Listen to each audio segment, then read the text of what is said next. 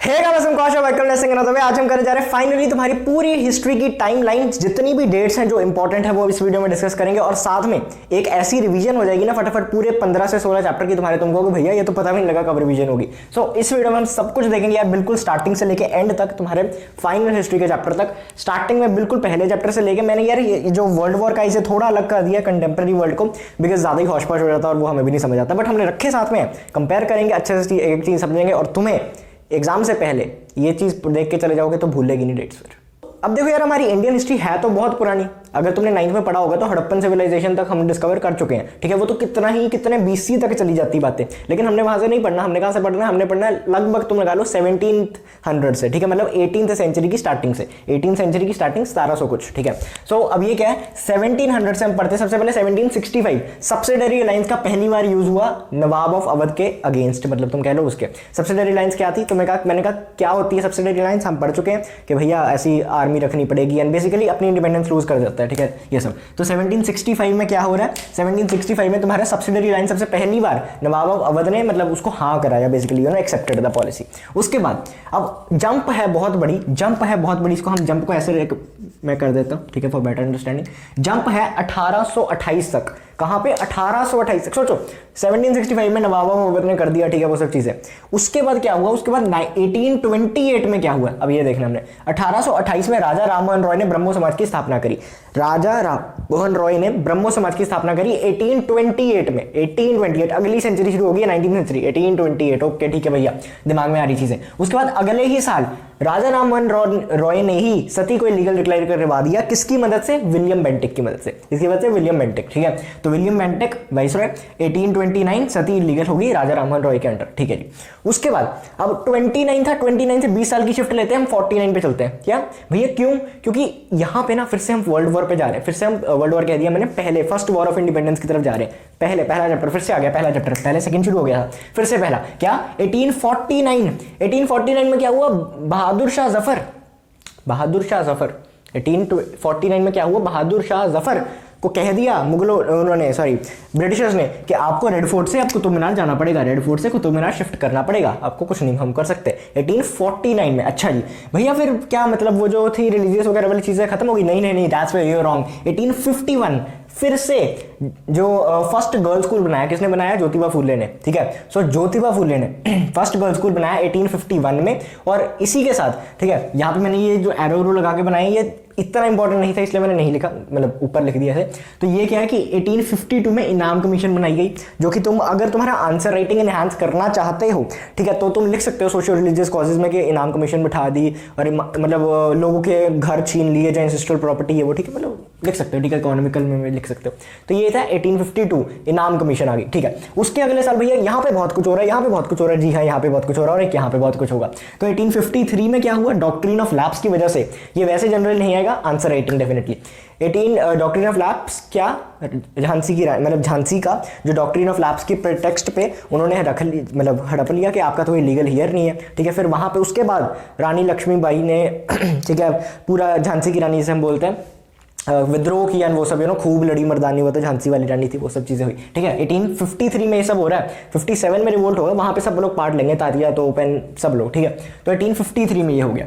1854 भी अगले साल बहुत इंपॉर्टेंट चीज हुई, पोस्ट ऑफिस एक्ट हो गया। पोस्ट ऑफिस एक्ट क्या है? पोस्ट ऑफिस एक्ट में वही था कि जो सोल्जर्स वगैरह उनको कोई राइट नहीं मिलेगा ऐसे फ्री में, जो पहले मिलती थी ये चीज है कि आप फ्री में पोस्ट भेज सकते हो, वो सब वो मना कर दिया, खत्म कर दिया बेसिकली, ठीक है। तो पोस्ट ऑफिस एक्ट हो गया।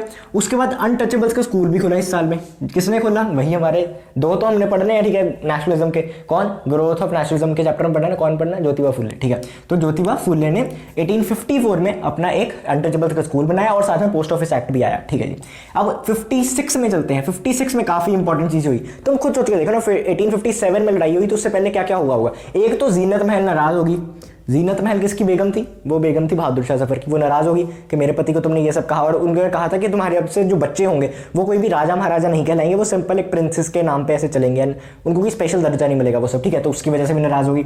और इसी के साथ 56 के एंड में, ठीक है, एक और चीज आई थी, मस्केट राइफल की जगह जो तुम्हारी एनफील्ड वो चलने लग गई थी। एनफील्ड तुम्हारी बुलेट मत चलाने लग जाना कि उस टाइम पे भैया बुलेट, एनफील्ड राइफल वो वाली, ठीक है, आ गई थी। ऑलराइट, 1856 की बात है, कब की बात है? 1856 की बात है।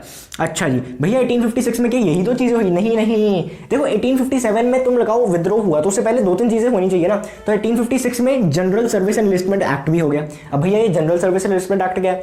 जनरल सर्विस एनलिस्टमेंट एक्ट हमने पढ़ा कि अगर कोई मतलब फौज में आता है तो उसको बाहर भी भेजा जा सकता है, ओवरसीज भी भेजा जा सकता है कभी भी काम पे, एंड मतलब कोई सोल्जर को, इंडियन सोल्जर को। और उसकी वजह से क्या होगा कि जो ब्राह्मण्स थे उनकी फीलिंग्स हर्ट हुई, उनका रिलीजियस सेंटिमेंट हर्ट हुआ, ठीक है, हमने पढ़ा हुआ है, ठीक है, ये सब।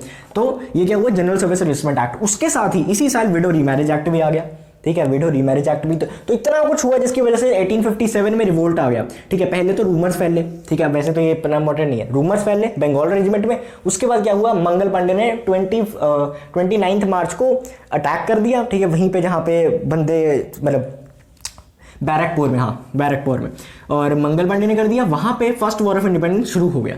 तो दिस वॉज योर 1857 इवेंट्स है नहीं वॉर के, तो इतना इंपॉर्टेंट है नहीं। उसके बाद हम करते हैं अगले साल। अगले साल क्या हुआ? क्योंकि ऐसा नहीं कि काफ़ी साल चली ये लड़ाई, कुछ महीने चली, राइट। तो 1858 में गवर्नमेंट ऑफ इंडिया एक्ट आ गया, गवर्नमेंट ऑफ इंडिया एक्ट 1858, ठीक है। इसमें कुछ प्रोविजंस वगैरह उन्होंने लेके आई है, वो बताया कि वाइस रॉय बनेगा, ईस्ट इंडिया कंपनी का रूल खत्म हो गया, वो सब चीज़ें। और उसके साथ क्वीन की प्रोक्लेमेशन आई कि अब से हम आर्मी में पूरी जगह देंगे, तुम्हें ये करेंगे वो करेंगे, जैसे कुछ नहीं होगा, ऐसा बस बोलने की बात है, ठीक है। ये कब था? 1858 में। फिर 1865, थोड़ी जंप ले लेते हैं। अच्छा भैया ये सब रिवोल्ट वगैरह हो गया, अब थोड़े ना कांग्रेस आएगी धीरे धीरे, कांग्रेस के लोग आएंगे फिर कांग्रेस आएगी। 1865 में दादा भाई नारोजी ने लंदन इंडिया सोसाइटी खोल ली, बाहर इंडिया में नहीं हो रहा है, ये बाहर हो रहा है, ठीक है, लंदन इंडिया सोसाइटी दादा भाई नारोजी ने। अच्छा भैया 73 में सत्यशोधक समाज किसने? जेपी हमारे ज्योतिबा फुले, ठीक है। तो सत्यशोधक समाज 1873 में। अच्छा भैया उसके 3-4 साल बाद 1877 में क्या हुआ? ग्रैंड दिल्ली दरबार हुआ। क्या? ग्रैंड दिल्ली दरबार। अब यहाँ पे हमें इतना याद आ गया कि लॉर्ड लाइटन आ गया। अब देखो मुझे कैसे याद है, क्योंकि मैं क्रोनोलॉजी में कर चुका हूँ, मुझे कोई बहुत वो नहीं है, ठीक है, ना तो यहाँ पे कोई स्क्रीन लगी जैसे मैं देख के बोल रहा हूँ, और ना ही मैं ऐसा कि मैं हिस्ट्री पढ़ता रहता हूँ पूरा दिन। बस ये चीज़ याद हो जाती, क्रोनोलॉजी समझते रहो, ठीक है। डेट से एक आधा साल इधर उधर भूल जाता है, पर क्रोनोलॉजी याद रहती है ना, तो वो बाकी डेट्स सही करवा देती है वापस से, ठीक है जी। 1877 में ग्रैंड दिल्ली दरबार हुआ क्योंकि लॉर्ड लाइटन आ गए थे। लॉर्ड लाइटन आ गए तो उन्होंने काफ़ी कांड की है, वो कांड उन्होंने 77 में ग्रैंड दिल्ली दरबार किया जब फेमाइंस वगैरह चल रही थी। अगले साल उन्होंने वर्नाक्युलर प्रेस एक्ट लिया और आर्म्स एक्ट ले आए, 1878 में दोनों आ गई। अच्छा जी भैया उसके बाद 1883 में एल्बर्ट बिल आया, जो कभी पास नहीं हो पाया। एल्बर्ट बिल अच्छा था, इंडियंस के लिए था, लेकिन कभी पास नहीं हुआ। किसने किया? एल्बर्ट बंदे ने किया, जो लेकिन उसको सपोर्ट किसने किया? उसको लॉर्ड राइपर ने सपोर्ट किया, ठीक है, लेकिन फिर भी पास नहीं हुआ, तो वो एक चीज़ है। अच्छा जी भैया 1883 में ये सब चीज़ें होगी, तो 1885 में क्या हुआ? 1885 में फाइनली जाकर इतनी चीज़ें सहकर इंडियन नेशनल कांग्रेस आ गई जी। इंडियन नेशनल कांग्रेस बन गई एओयू के, मतलब उन्होंने मेन ऐसे कंट्रीब्यूशन कह सकते किया था। फर्स्ट सेशन 1885 में कहाँ पे हुआ था? होना पुणे में था, हुआ बॉम्बे में, मतलब कुछ प्लेग वगैरह का जो भी सीन था, उसकी वजह से इंडिया का नेशनल कांग्रेस WC बनर्जी के अंदर पहला प्रेसिडेंट वो मतलब बने और पहला सेशन हुआ 1885 में। अच्छा 1885 में पहला हुआ तो 1886 में सेकंड होगा, ये तो सिंपल सा फैक्ट है, मतलब इसको क्या ही समझना है, ठीक है। 1886 में सेकंड सेशन जो दादा भाई नारोजी के अंडर हुआ, मतलब उनकी प्रेसिडेंटशिप में हुआ।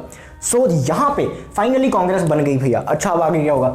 अब यहाँ पे 1893 की अगर हम बात करें तो ICS एग्जाम इंडिया में दादा भाई नारोजी ले आए, ठीक है, मतलब फाइनली उन्होंने बिल पास करवा ही दिया, जिसमें उन्होंने कहा, मतलब ब्रिटिशर्स को मानना ही पड़ा कि इंडिया में भी ICS एग्जाम होगा। ICS एग्जाम की फुल फॉर्म तुम डिस्क्रिप्शन कॉमेंट में लिखना, ठीक है। ICS एग्जाम कब हुआ? 1893 में, 1893 में इंडिया में आया, ठीक है जी। अब भैया इसके बाद क्या हुआ? इसके बाद देखो इतनी इंपॉर्टेंट चीज़ें नहीं, ठीक है, इसको मैं इसलिए थोड़ा यहाँ पे भी ऐसे बना देता हूँ, ठीक है। तुम कहोगे ये कि मैंने क्या बोलते उसे कार्डियोग्राफ वगैरह, नहीं ऐसा कुछ नहीं है, ठीक है। मैं तो वैसे 1905 में क्या हुआ? बहुत इंपॉर्टेंट चीज़ हुई।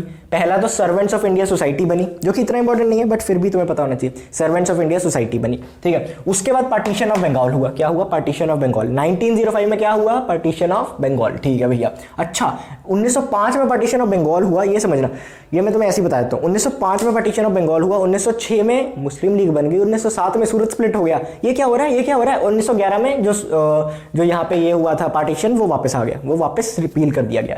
तो हम फिर भी यहाँ पे पढ़ते हैं 1905 में पार्टीशन ऑफ बंगाल, 1906 में 1906 में मुस्लिम लीग बनी, 1911 में पार्टीशन रिवोक हो गया, और इसके बीच में एक और है 1910। भैया 1910 का तो आपने कुछ बताया नहीं, कुछ नहीं हुआ। नहीं, 1910 में भी एक चीज़ हुई। क्या चीज़ हुई? अलीगढ़ से मुस्लिम लीग जो थी वो लखनऊ में अपने हेडक्वार्टर शिफ्ट कर लेती है। अब इतना इंपॉर्टेंट नहीं, मतलब डेट्स में तो नहीं आएगा, बट फिर भी एक्स्ट्रा नॉलेज के मैं तुम्हें बता दूं, बिकॉज हेल्प तो तुम्हें करेगा। 1906 में मुस्लिम लीग का प्रेसिडेंट था नवाब सलीमुल्लाह जी, और जब थोड़ी देर बाद, ऐसे एग्जैक्ट डेट नहीं है हमारी बुक में, पर परमानेंट प्रेसिडेंट किसे बना दिया गया? आगा खान। ठीक है जी, इतना हमें समझ आ गया भैया। अब ये क्या है, 1911 तक हमने पढ़ लिया, बंगाल का पार्टीशन रिवोक हो गया। उसके बाद भैया क्या हुआ? 1916, 5 साल बाद ही क्या हुआ? एक तो यहाँ पे ना 2-3 चीजें हुई, ठीक है, बस वो तुम्हारे सिलेबस में आनी नहीं है। 15 में क्या हुआ? गांधी जी वापस आ गए, चंपारण सत्याग्रह हुआ, ठीक है, खेड़ा सत्याग्रह, वो सब मोस्टली नहीं आता, एक बार रीडिंग लगा लेना, वैसे नहीं है वो, ठीक है, डेट्स इतनी इंपॉर्टेंट। 1916 में होम रूल लीग की स्थापना की, होम रूल लीग, और ये इससे भी ज्यादा इंपॉर्टेंट लखनऊ पैक्ट बना। लखनऊ पैक्ट मुस्लिम लीग और कांग्रेस के बीच का पैक्ट, ठीक है, और यहाँ पे जो असर्टिव नेशनलिस्ट थे वो भी थोड़े बहुत वापस आ गए कांग्रेस में, तुम कह सकते हो, ठीक है। तो यहाँ पे 1916 की बात है, 1916, ठीक है। सो 1916 में अगर ये चीज हुई, अब तुम्हें यहाँ पे पता होगा कि कुछ कुछ क्या हो रहा है यहाँ पे, साथ ही साथ में 1916 भैया, 1916 फर्स्ट वर्ल्ड वॉर, जी हाँ, फर्स्ट वर्ल्ड वॉर, ठीक है। तो 1919 में खिलाफत डे, यहाँ पे वर्ल्ड वॉर खत्म हो गया, हम वो बाद में पढ़ेंगे, लेकिन वर्ल्ड वॉर जब खत्म हुआ तो खिलाफत डे क्यों शुरू हो गया? इसका लॉजिक तुम्हें पता है तो डिस्क्रिप्शन कमेंट में लिखो, नहीं तो मैं बताता हूँ बाद में, ठीक है। 1919 में खिलाफत डे मतलब खिलाफत मूवमेंट शुरू हुई, और 1919 में जलियांवाला बाग ट्रेजेडी हुई, रॉलेट एक्ट आया। रॉलेट एक्ट आया, क्रोनोलॉजी देखो, खत्म हुआ वर्ल्ड वॉर, इसलिए खिलाफत मूवमेंट शुरू हुई, क्योंकि उसका कॉन्सिक्वेंस में है, और रॉलेट एक्ट लेके आए कि किसी को भी जेल में डाला जा सकता, ठीक है। उसकी वजह से लोगों ने प्रोटेस्ट किया, तो डॉक्टर सैफुद्दीन किचलू वगैरह, उन लोगों को अरेस्ट कर लिया गया, उनके अगेंस्ट, अरेस्ट के अगेंस्ट पीसफुल प्रोटेस्ट करने जलियांवाला बाग में इकट्ठे हुए, और जलियांवाला बाग में मतलब फायरिंग कर दी जनरल डायर ने। तो समझ रहे हो, क्रोनोलॉजी इज एवरीथिंग, ठीक है। 1919 में ये 2-3 चीजें हुई हैं, तो इंपॉर्टेंट डे है। उसके बाद 1920 में नॉन कॉपरेशन मूवमेंट, जिसे हम खिलाफत नॉन कॉपरेशन मूवमेंट भी बोलते हैं, वो फाइनली गांधी जी स्टार्ट कर देते हैं, and it is the first mass appeal के हम सब देश के साथ खड़े होकर कुछ करें, ठीक है। सो इतनी तुम्हें चीजें समझ आ गई, आई होप सो। अब 1922 में क्या होता है? चौरी चौरा इंसिडेंट होता है Feb 5 को। 5 फेब को क्या होता है कि कुछ लोग होते हैं वो पुलिस स्टेशन पे आग लगा देते हैं, क्योंकि वो पुलिस ने पहले उनके लाठीचार्ज वगैरह किया होता है, गोलियां चलाई होती है, इसलिए इस गुस्से में आके, क्योंकि वो तो पीसफुल प्रोटेस्ट कर रहे थे पहले, तो इसलिए आग लगा देते हैं पुलिस स्टेशन पे, 22 बंदे मर जाते हैं। इसकी वजह से गांधी जी गुस्सा हो जाते हैं, क्योंकि वो तो नॉन वायलेंस, मतलब नाराज हो जाते हैं सब, क्योंकि वो तो नॉन वायलेंस वगैरह, हिंसा वगैरह में मानते थे। इतने भी बंदे मर गए, उनको कहा कि देश बाद में आजाद हो जाएगा, लेकिन हम ये चीज नहीं करेंगे, ठीक है। तो ये उनका मानना था। चौरी चौरा इंसिडेंट Feb 5 को हुआ। उसके 7 दिन बाद, जब मतलब ऐसा तो है नहीं कि फोन पे पता लग गया उनको, गांधी जी को पहुंचने में टाइम लगी होगी बात है, ठीक है, और डिसीजन पहुंचने में टाइम लगा होगा। नॉन कॉपरेशन मूवमेंट कैंसिल कर दिया गया, मतलब सस्पेंड कर दिया गया Feb 12 को, ठीक है। कहां पे? चौरी चौरा इंसिडेंट की वजह से। 1922 की बात है ये, ठीक है जी भैया। 1922 में, ठीक है, उसके बाद थोड़ी बहुत शांति देश में। 1927 में साइमन कमीशन आ गई नवे कांड करने। 1927 में साइमन कमीशन आई। कई लोग कहते हैं कि भैया 28 में आई, नहीं, 28 में वो चल रही थी, ठीक है। अभी लाला लाजपत राय जी की डेथ हुई साइमन कमीशन के अगेंस्ट प्रोटेस्ट करते हुए, लाठीचार्ज वगैरह हुआ, वो 28 में हुआ, डेफिनेटली मैं मानता हूँ, 28 के भी एंड में, नवंबर के राउंड, ठीक है, लिखा नहीं मैंने, पर नवंबर के राउंड, ठीक है, 28 में। लेकिन साइमन कमीशन आई कब थी? 27 में, ठीक है। समय क्या वगैरह मैं वीडियो बना चुका हूं, तुम देख सकते हो। उसके बाद भैया 27 में हो गया। 29 में, अब इतने साल हमने देखो साइमन कमीशन के अगेंस्ट प्रोटेस्ट किया, हमने पूरी ऐसी कोशिश करी कि ब्रिटिशर्स को बताएं वगैरह सब कुछ करें, नेहरू रिपोर्ट भेजी 29 में, वो भी नहीं मानना उन्होंने, जो भी है।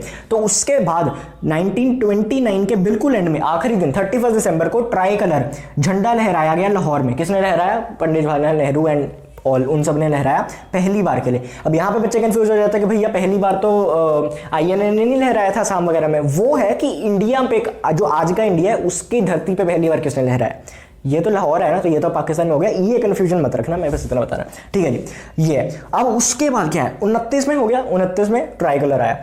30 में, अब उन्होंने जब यहाँ पे 29 में ये किया, ट्राई कलर लहराया, तो उन्होंने अपना बदल दिया ना कांग्रेस ने अपना रेजोल्यूशन, कि हमें अब उनके अंडर स्वराज नहीं चाहिए, हमें तो पूरा स्वराज चाहिए, ठीक है, मतलब पूरी फुल फ्रीडम चाहिए। अच्छा जी, तो सिविल डिसोबीडियंस मूवमेंट शुरू हो गई 1930 में। कब शुरू हुई? 1930 में। अब ये 34 तक चलेगी, बट डायरेक्ट नहीं, बीच में रुकेगी चलेगी, ऐसे 4 बार सस्पेंड होगी, फिर चलेगी। तो 30 से लेके 34 तक चलेगी। अच्छा भैया 30 से लेके 31, 30 की एंडिंग में और 31 के नवंबर, दिसंबर, जनवरी, फर्स्ट राउंड टेबल कॉन्फ्रेंस।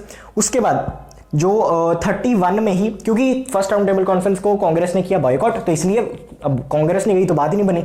तो 31 में गांधी इरविन पैक्ट हुआ, ठीक है, गांधी जी को इरविन जो है वहाँ प्रेसिडेंट वगैरह उन्होंने बुलाया कि आप आओ यहाँ पे ये सब करो, एंड उनकी मीटिंग वगैरह हुई एंड कुछ चीज़ें हुई कि अच्छा हम कांग्रेस अपनी तरफ से सिविल डिसोबीडियंस मूवमेंट सस्पेंड कर देगी और सेकेंड राउंड टेबल कॉन्फ्रेंस में पार्ट लेगी, और साथ ही में जो ब्रिटिशर्स हैं वो भी हमारे कुछ बंदों को रिलीज कर देंगे, ये कर देंगे वो कर देंगे, और पीसफुल पिकेटिंग वगैरह पे, पीसफुल धरने वगैरह पे कुछ नहीं कहेंगे, ऐसे मतलब कुछ पैक्ट्स बने, ठीक है। गांधी इरविन पैक्ट का मतलब वही होता है ना, समझौता, ठीक है। तो ये हुआ 1931 में। फिर 1931 की एंडिंग और 32 की स्टार्टिंग, यहाँ पे क्या हुआ, मैंने 31 में mainly second round table conference हुई, गांधी जी निराश हो क्या है, क्योंकि वहाँ पे सिर्फ माइनॉरिटीज़ वगैरह की बात हुई, इंडिया की फ्रीडम की कोई ऐसी बात ही नहीं हुई, ठीक है जी।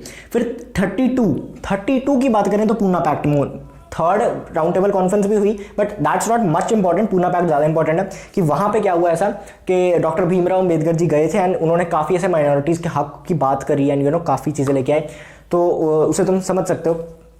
कम्युनलिज्म अवार्ड भी मिला था आई गेस उन्हें, क्या अवार्ड था भूल जाता हूँ, ठीक है। सो पूना पैक्ट कब हुआ, थर्ड को, किसके बीच में, डॉक्टर भीमराव अम्बेडकर जी एंड कांग्रेस के बीच में, ठीक है जी, थर्ड 1932, ठीक है, इतना हमें समझ में आ गया। अब 32 से थोड़ी सी जंप लो 38 को, भैया 38 को क्या हुआ, बोस को प्रेसिडेंट बन गया। अब सुभाष चंद्र बोस जी पहली बार आए हमारे, ठीक है, इस पूरे टाइम फ्रेम में।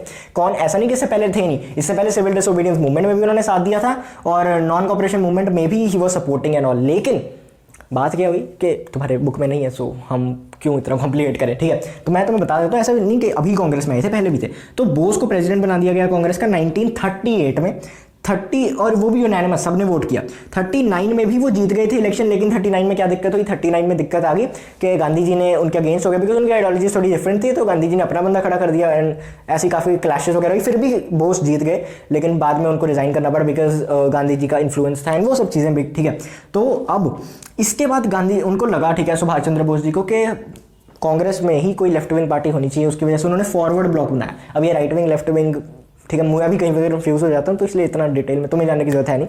हाँ, पेपर के बाद कभी ऐसा जानना हो तो फिर we can talk about it, मतलब आइडियोलॉजीज ही हैं, ठीक है। फॉरवर्ड ब्लॉक क्या है, 1939 में क्या है, फॉरवर्ड ब्लॉक, समझ रहे हो। तो कांग्रेस के बीच में ही फॉरवर्ड ब्लॉक बनाया गया, जो मैंने कहा कि सुभाष चंद्र बोस जी चाहते थे, और वो भी ऐसा है कि जिस दिन फॉरवर्ड ब्लॉक बना उसके 3 दिन पहले उन्होंने रिजाइन किया था, 3 दिनों में या 3 से 4 दिनों के अंदर अंदर उन्होंने बना दिया, ठीक है, फॉरवर्ड ब्लॉक, एक पूरी पार्टी बना दी कांग्रेस के विद ही। इसी सेशन में यहाँ पे क्या हुआ कि कैबिनेट रिजाइन करने लग गई। भैया कैबिनेट मतलब कैबिनेट यार, जो तुम्हारी एडमिनिस्ट्रेशन के, अब देखो कितनी देर से हम हक मांग रहे थे कि हमें एडमिनिस्ट्रेशन में पार्ट दो, तो कुछ पार्ट तो दिया ना कांग्रेस को, मतलब और लीडर्स को, इंडियन लीडर्स को, तो उससे रिजाइन करने लग गए कि अब हमें तो तुमसे चाहिए नहीं, कुछ बातचीत करनी नहीं, तुम्हारे अंडर तो काम करना नहीं, हमने तो बिल्कुल तुमसे ऐसा वापस आ रहे। तो 39 से क्या शुरू हो गया, कैबिनेट रिजाइन करने लग गया, ठीक है, जो भी ब्रिटिश के एडमिनिस्ट्रेशन में पार्ट थे। अच्छा भैया, अब ये हुआ तो मुस्लिम भी खुश हो गए कि अच्छा बढ़िया, कि अगर इनका कंट्रोल जाएगा एडमिनिस्ट्रेशन से, तो मुस्लिमों ने डिमांड शुरू कर दी पाकिस्तान की। फाइन, मतलब पहले भी कह रहे थे पार्टीशन वगैरह का, लेकिन पक्का ऐसा पाकिस्तान चाहिए एंड पूरा ऐसा लाउडली। ये 1940s में शुरू हुआ, मुस्लिम लीग डिमांड्स पाकिस्तान, और 1940 में ऑगस्ट ऑफर आया। ऑगस्ट ऑफर आया कि अच्छा डोमिनियन स्टेटस वगैरह देख लेंगे, तुम देख लो, हमारी मदद करो। क्यों वो मदद करो, क्योंकि वर्ल्ड वॉर है। अब हमने प्रेशर क्यों डाला, क्योंकि 39 में वर्ल्ड वॉर शुरू हो गया, ठीक है, यहाँ पे हाँ, तो कुछ यहाँ पे वर्ल्ड वॉर शुरू हो गया। अब हम पढ़ते हैं तो 40 में, 41 में, 42, 43 में हमें इतने ऑफर्स क्यों मिले, क्योंकि उनको हमारी मदद की ज़रूरत थी, राइट। तो हमने पर मना कर दिया यहाँ पे। और 41 में जो सुभाष चंद्र बोस थे वो घर से भाग गए अपने, ठीक है। पहले 1940 में अरेस्ट भी हुए थे, बट वो तुम्हारी डेट इतनी इंपॉर्टेंट नहीं, ठीक है। अब 1942 में 2-3 चीज़ हुई जो कि समझ लो। पहला क्रिप्स मिशन आया इंडिया में, वो फेल हो गया। क्यों फेल हुआ मैं बता चुका हूँ, वीडियो चेकआउट कर लेना। दूसरी चीज़, INA और ILL फाइनली बन गई officially. INA Indian national army और इंडियन इंडिपेंडेंस लीग बाहर बनी। इनका डिफरेंस भी मैं वीडियो में बता चुका हूँ, डिस्क्रिप्शन में लिंक है, देख लेना। तीसरी, क्विट इंडिया मूवमेंट स्टार्ट हो गई, ठीक है। कहाँ पे हुई, बॉम्बे में शुरू हुई अगस्त में, ठीक है। ऐसा पहले वार्धा में रेजोल्यूशन लिया था, पास हुआ अगस्त में बॉम्बे में, एंड क्विट इंडिया मूवमेंट वहाँ पे स्टार्ट हो गई। उसके अगले ही दिन, ये देखना, उसके अगले ही दिन नेक्स्ट डे अरेस्ट हो गए बड़े लीडर्स, जितने भी गांधी जी ये वो जो भी कांग्रेस के लीडर थे, और मतलब जो भी इस क्विट इंडिया मूवमेंट में साथ में थे, ठीक है, कांग्रेस के, वो सब लीडर्स, बड़े बड़े लीडर्स को अरेस्ट कर लिया गया। मूवमेंट को इतना ज़्यादा सप्रेस किया गया, वो भी मैं वीडियो में बता चुका हूँ, वो भी देख लेना। अच्छा, अब 1943 में क्या हुआ भैया, 1943 में एक तो दो तीन चीजें हुई, ठीक है। बोस टुक चार्ज ऑफ आईएनए, स्पेशली बाहर, क्योंकि इंडिया में तो सब अरेस्ट हो गए थे, तो इंडिया में ज्यादा हलचल हुई नहीं, ठीक है, पॉलिटिकल। लेकिन 43 में बोस ने आईएनए का चार्ज लिया भैया। इससे पहले कहाँ थे वो, पहले देखो बर्लिन वगैरह वाली साइड पे गए, हिटलर से मिले, वो सब चीज़ हुई। बाद में सबमरीन्स वगैरह के थ्रू जापान आए, वहाँ पे वो सब चीज़ें हुई, ठीक है। सो पहले इंडियन इंडिपेंडेंस लीग का भी लिया, उसके बाद आईएनए का, ठीक है, पूरा ऐसे कमांडर इन चीफ बने। लेकिन आईएनए बनाई मोहन सिंह ने थी, ये भी एक फैक्ट है। अच्छा, 1943 में क्या हुआ, प्रोविंशियल गवर्नमेंट भी बोस के अंडर बनी, प्रोविंशियल गवर्नमेंट, ठीक है जी। यही मैं कह रहा था, इसी प्रोविंशियल गवर्नमेंट ने वहाँ पे झंडा लहराना है, वो सब करना है, ठीक है। तो ये है, ठीक है, शहीद एंड स्वराज आइलैंड्स वगैरह, अंडमान निकोबार आइलैंड्स का नेम चेंज करना है, तो वो सब प्रोविजनल गवर्नमेंट ने किया। अब अगस्त 1945 में क्या हुआ भैया, अगस्त 1945 में जापान ने सरेंडर कर दिया। अब यहाँ पे मतलब क्या, वर्ल्ड वॉर खत्म हो गया। जी हाँ, ये देखो वर्ल्ड वॉर खत्म हो गया।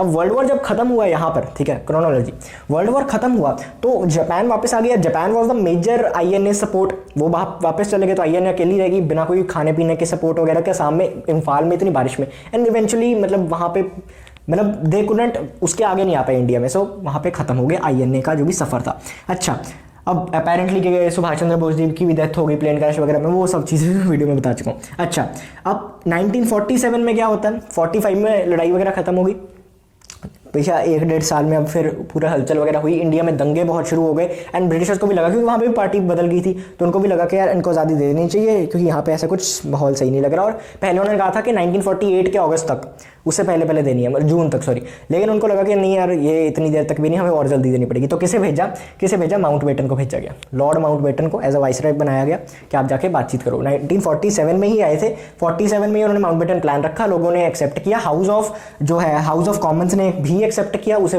बिल को लॉ बना दिया, इंडियन इंडिपेंडेंस बिल को इंडियन इंडिपेंडेंस एक्ट बना दिया गया 1947 में।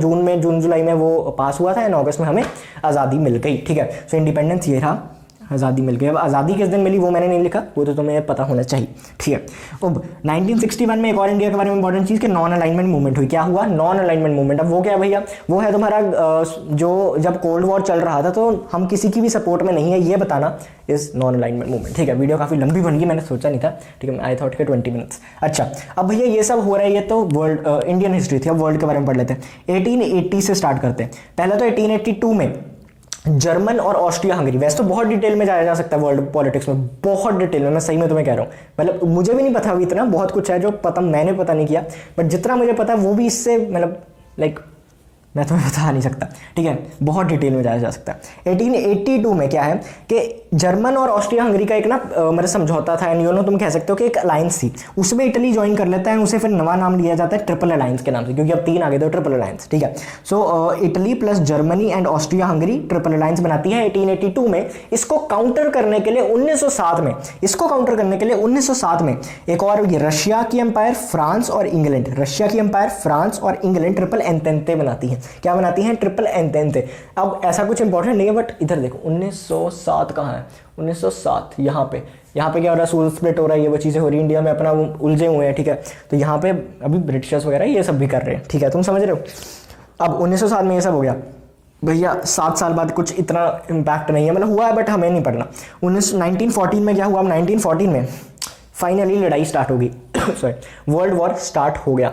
1914 में फाइनली वर्ल्ड वॉर स्टार्ट हो गया, और उसके बाद ही हमने प्रेशर डाला तो लखनऊ पैक्ट वगैरह हुआ, समझ रहे हो, ठीक है। सो 1914 में क्या हुआ, पहले तो सबसे इंपॉर्टेंट चीज़ आर्च ड्यूक फ्रांसिस की क्या कहते हैं असैसिनेशन हो गई। अच्छा, किसने करी, हमें सर्बिया के एक बहुत एक्सट्रीमिस्ट ग्रुप ने करी, जो कि मैं डिटेल में बता चुका अपनी पूरी वीडियो में, पता नहीं 30-40 मिनट की, उसे जरूर देखना। सेकंड वर्ल्ड वॉर तो बहुत तकड़ी है, ठीक है, फर्स्ट भी सेकंड भी दोनों है। तो ब्लैक हैंड्स ने करी, ब्लैक हैंड्स क्या बोस्निया में करी, सर्बियन ग्रुप ने बोस्निया में करी, जो तुम्हारा क्या नाम है ऑस्ट्रिया हंगरी एम्पायर के हियर की, ठीक है। तो ये थोड़ा कॉम्प्लिकेटेड है, बट 1-2 बार समझोगे, अपने खुद बोल के देखोगे तो याद हो जाएगा, समझ आ जाएगा, ठीक है जी। अच्छा, अब ये चीज़ है। उसके बाद 28 जून को ये असैसिनेशन हुई। 23 जुलाई को एक अल्टीमेटम 11 पॉइंट्स का दिया गया उसको, सर्बिया को। किसने दिया, ऑस्ट्रिया हंगरी ने, कि ये बातें मान लो, हम तुम पे अटैक नहीं करेंगे। कुछ बातें मान ली, ठीक है, 3-4 नहीं मानी, क्योंकि वो बहुत एक्सट्रीम थी। तो वहाँ पे 28 जून को क्या हुआ, असैसिनेशन। 28 जुलाई को वॉर शुरू हो गया, ठीक है, वॉर शुरू हो गया 28 जुलाई को, ऑस्ट्रिया वर्सेस सर्बिया शुरू हो गया। ऑस्ट्रिया ने सर्बिया पे अटैक कर दिया, डिक्लेयर कर दिया वॉर बेसिकली। अब ऑस्ट्रिया के साथ किसका पैक्ट था? जर्मनी का। तो जर्मनी ने लड़ाई किसके साथ, मतलब रशिया तैयारी कर रहा था सर्बिया को बचाने की, तो जर्मनी ने उल्टा रशिया पे अटैक कर दिया, प्लस बेल्जियम पे, बेल्जियम फ्रांस वगैरह पे भी अटैक कर दिया। अब फ्रांस पे अटैक किया तो उधर से ब्रिटेन आ गई फ्रांस को बचाने के, ऐसे कैसे हो रहा है, और ये सब चीज़ें चलती रही। बट इवेंट्स नहीं पढ़ने, अच्छा रिलीफ फॉर यू। 1915 में क्या हुआ? अब 1915 में देखो बहुत दुर्घटना हुई। क्या दुर्घटना हुई?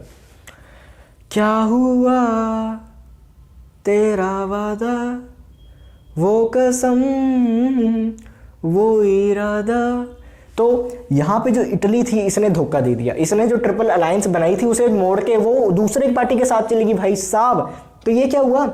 इटली ने साथ देना था यार, देना चाहिए था अगर पैक्ट के हिसाब से देखें तो ऑस्ट्रिया, हंगरी और जर्मनी का, लेकिन उसे लगा कि ये तो loving you is a losing game, तो उसको छोड़ दिया कि ये तो तुम हारने वाले हो, मैं तो दूसरे जाते हो। तो ये ब्रिटेन वगैरह के पास चली गई, दोगली है ये, दोगली उस टाइम पे, ठीक है। इन्होंने थोड़ा ऐसा कर दिया कि इटली के ने उसका साथ दे दिया, ठीक है। तो ये गलत कर दिया। क्या हुआ तेरा वादा इटली, ठीक है जी। 1919 में फाइनली वॉर खत्म होता है किस पे? Treaty of Versailles. ये तो तुमने पढ़ा ही होगा, ऑब्वियसली बोर्ड का पेपर है, तुम्हें पता होगा। ट्रीटी ऑफ वर्साइलेस पेरिस में, ठीक है, पेरिस में ट्रीटी ऑफ वर्साइलेस होता है, साइन वगैरह सब कुछ हो जाता है।